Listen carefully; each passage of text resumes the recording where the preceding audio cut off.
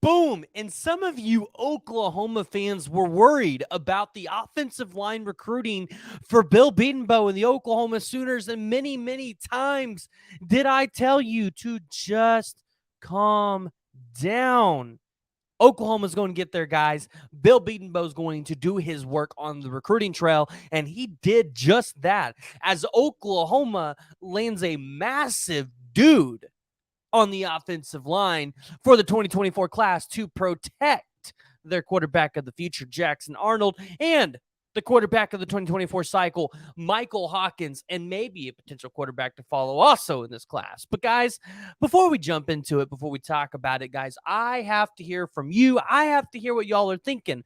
So jump down in the comments below. Let me know what y'all's thoughts are around the commitment of the offensive line commit, the 3-star offensive line commit, Eugene Brooks out of Chatsworth, California, Oklahoma, winning over the Texas Longhorns. It just can't get more beautiful during the offseason. But as the offseason is here, that just means recruiting season is in full effect. And that's exactly what it is in July and August for the Oklahoma Sooners, because they just got a commitment from the 3-star offensive lineman, Eugene Brooks, who, guys, is a massive dude. If you haven't even went and looked up his 247 or his huddle profile, at 6'3", not the tallest guy in the world, but 320 pounds. And you see it in his huddle film. You see it in the film, watching him just be able to bulldoze guys, being able to watch him utilize that strength and still kind of be able to move a little bit for an offensive lineman. And ultimately, this is a guy that the Texas Longhorns wanted. And Oklahoma, Bill Bedenbaugh, they're able to go out and beat Steve Sarkisian, Kyle Flood, and the Texas Longhorns.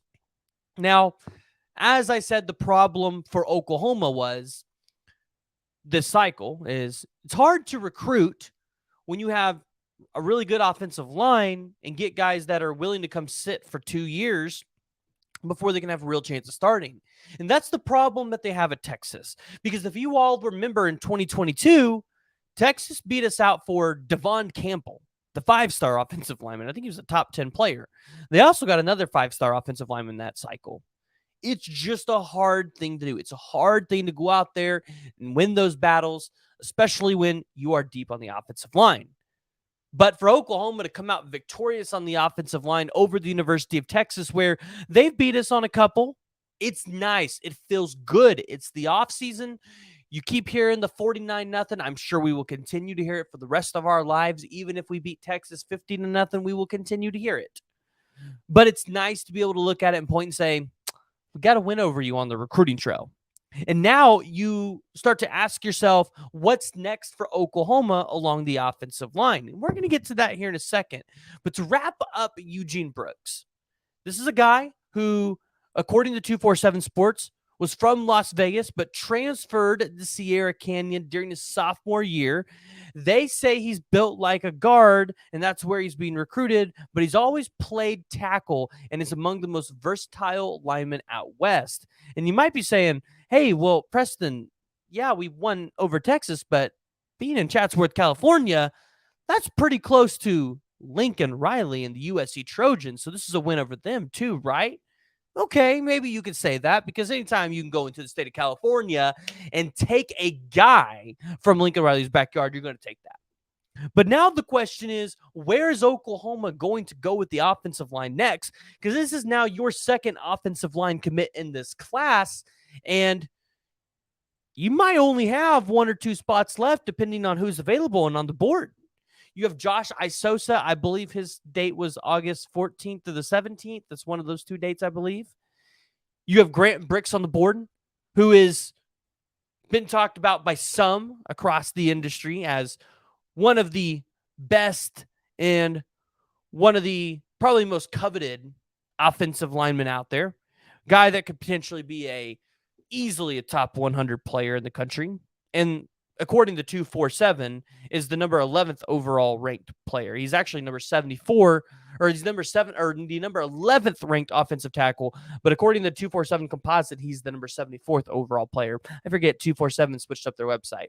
And right now, if you're Oklahoma, you're really battling K-State and Nebraska there. which, okay, you should be able to beat out K-State. I know we lost Caden Massey, but didn't seem like Caden Massey was really wanting to be at the University of Oklahoma because, well, you guys know the drill. You know the story. But Grant Brix is a guy that you imagine Bill Bedenbaugh and this staff are going to go all in for, because Grant Brix at 6'5.5", 280 pounds out of Logan, Iowa, he's just that dude. He fits what Oklahoma wants to be and what they want to do.